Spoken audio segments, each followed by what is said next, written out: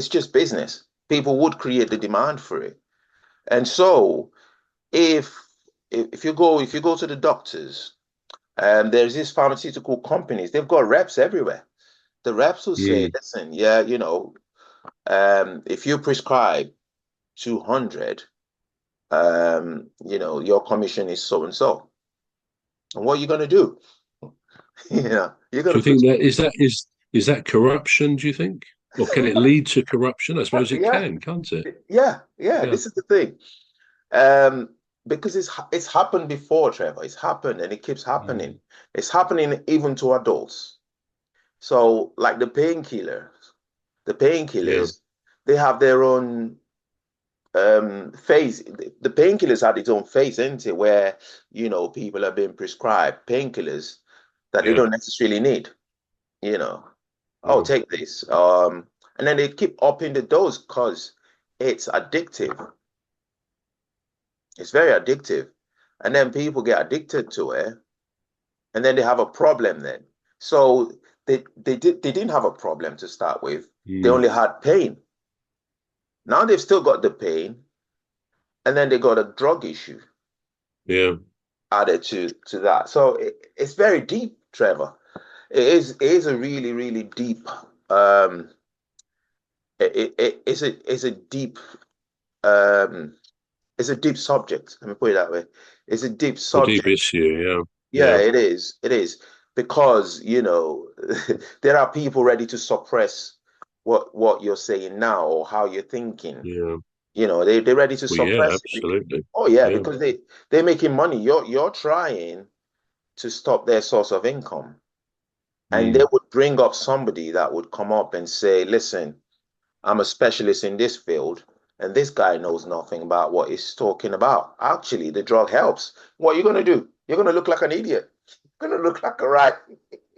Well, that's the thing, and I think, as you said, where money comes into these things, and it comes into Oh, most yeah. things, that is always a catalyst, or very often a catalyst for corruption, isn't it? Because, Abs- yeah, pharmaceutical companies, in many ways, I'm sure they do a great job. They do great research, and they can cure illnesses, they can stop pain, and it's easy just to give them grief for, financially and so on. But they do great stuff they do. for people, for humans, and so on around the world. Yeah. But of course, there is always the temptation, as you say, to pay commissions to medical professionals if they actually prescribe some of these things.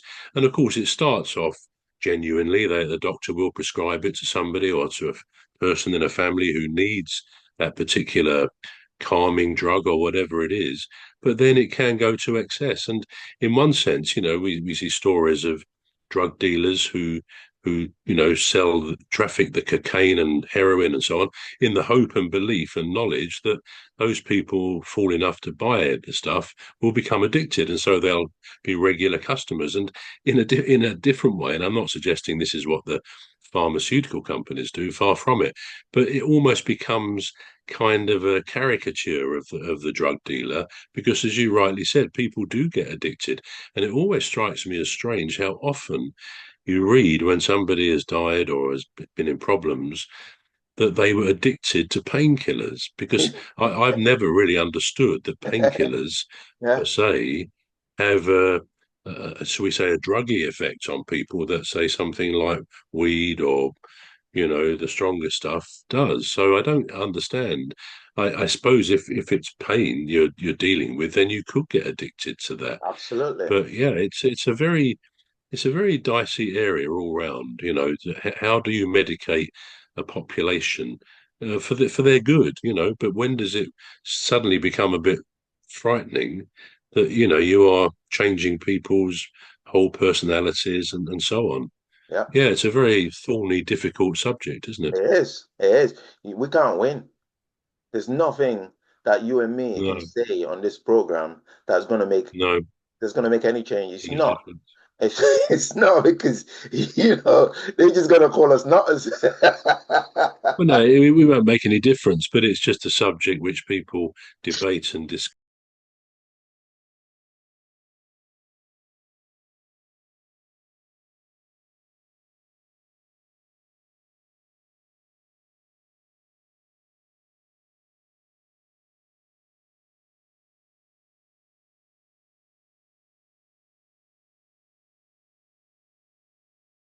you and me No, can say on this program that's going to make no, that's going to make any change. It's huge not. difference.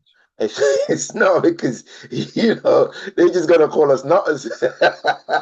Well, no, we won't make any difference, but it's just a subject which people debate and discuss, isn't Yeah, it? You absolutely, know, we know there absolutely. are powerful Oh yeah. lobbies, powerful companies, and we hear of things like chemtrails. You know, you can look up in the sky very often on a clear day and see these chemical trails, and some people believe that that's, you know, the government is sort of showering these chemicals onto the population All right. to do whatever they want. There's all sorts of conspiracy All theories, which, right.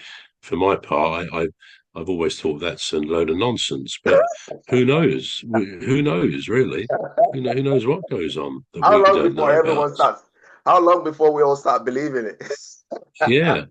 As I say, at the end of the day, it's we don't know what we don't know, and No, we don't. that's We the don't best do we it. can say. Yeah.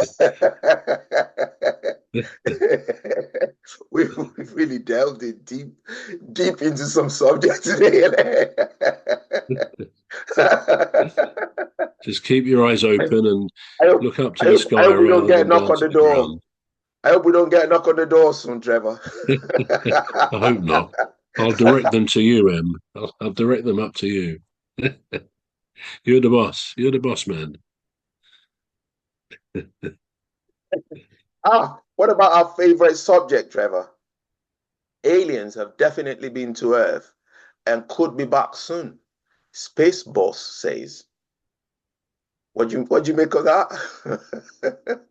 Well, that is a huge subject, and I tell you what, this I don't want to go into the brigade of being considered a bit loopy, but I actually I do believe um, that aliens have visited Earth. Now, I don't know whether it was connected with Roswell in America, Right. you know, the famous flame area, is it Area 51, I think.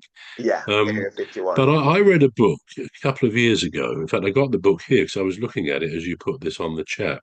Yeah. And it's called, let's show it to the camera. Can you see it there? It's Secret. called Secret Journey to Planet Serpo. All right. Now, that is one of the most incredible books. Came out in 2013. Most incredible books I have ever read. Now, I'm not someone who goes looking for conspiracies or, you know, little green men or aliens or anything. Yeah. But the stories or story in that book, Yeah. if I'll just very briefly read you on the back at the back the blurb, Right. because this kind of says a lot of what it was about. On July 16, 1965, a massive alien spacecraft from the Zeta Reticuli star system landed at a Nevada test site that's towards Las Vegas, north of Las Vegas. Following a plan set in motion by President Kennedy in 62, the alien visitors known as the Ebens, EBENS, welcomed 12 astronaut-trained military personnel aboard their craft for the 10-month journey to their home planet, Serpo, 39 light years away. Now, a light year is 6 trillion miles, 6 million miles. So 39 of those is about 234 trillion miles. And it was a 10-month journey. So clearly they had good propulsion systems.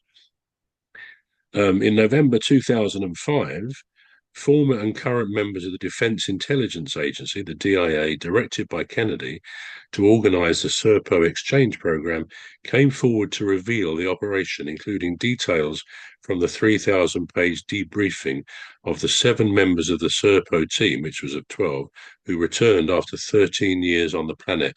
Now, I mean, that some people might say, what a load of rubbish. But actually, when you read it, I know you can be easy.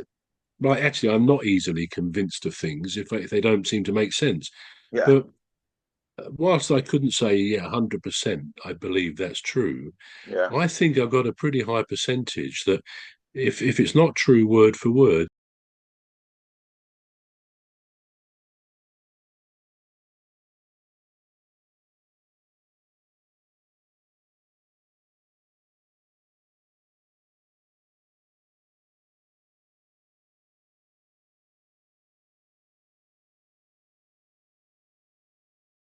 there is a lot of truth in it.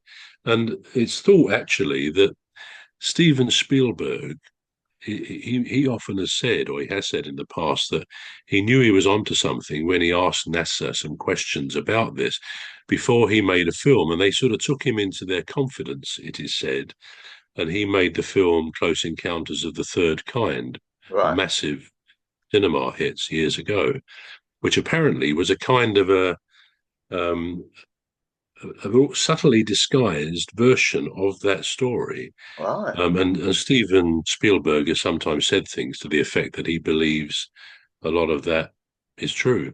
So yeah, it's the thing is, I think the authorities, if there is anything in the fact that aliens have come to Earth, probably Yeah. more than once, I think the authorities, for whatever their reasons of suppressing that information, Yeah. I think that they like it when people say, "Oh yeah, all these little green men and all this." In other words, ridicule it because that's what they want people to think. Oh yeah, we laugh at it. It's only idiots who would possibly believe these things. Um, my last comment on it really was in the I think post-war years, President Eisenhower, um, he had his diary blanked out for 3 days, and it said it was mentioned in that book that he was actually meeting these aliens or some of Wow. these aliens to discuss various matters, and he was out of contact apart from his own security people for 3 days while he had these meetings. Now, again, whether that's true, I don't know, but it certainly comes across as true. And whilst I don't want anyone listening to this or watching this thinking, oh, I'm a bit of a nutcase, I think we do well to at least look at these possibilities. There clearly things have happened, Yeah. whether it's, UFOs or um, I think they now call them unidentified aerial phenomena, so it's Phenomenal. Yeah. UAPs rather Yeah. than UFOs. But there are, even in this country, there are many stories which take a bit of explaining. If you say it can't be anything from outer space or from other planets. Yeah. And indeed, let's face it, some of the things that people see are Yeah. probably things that another country in the world, the Americans have made as a threat to Russia or vice versa and so on. So some stuff is self-produced, I think. But Yeah. I just think, like everything else, we should keep an open mind. So I'm not sure I can't remember the article you sent on the chat, Yeah. but if someone says they think aliens have been here more than once, Uh. can you edit that? Okay. Right. Yeah. I can't. Yeah. Do you know what we didn't even do, Trevor? We didn't even do the introduction. So how are we No, gonna we do the didn't. conclusion now? You do it now then and Anyway, fit it anyway, in. if you're wondering what you've been watching, you're watching the Alien Spaceship with myself, Emmy Hikins, and he calls me bruv. And with me, Trevor Gear, and he calls me Cuz. Right. So this is all we've got time for. Join us again next week for another interesting season, an episode of the Alien Spaceship. I've been Emmy Hikins, and he calls me bruv. And I'm Trevor Gear, and he calls me Cuz. I say bye for now.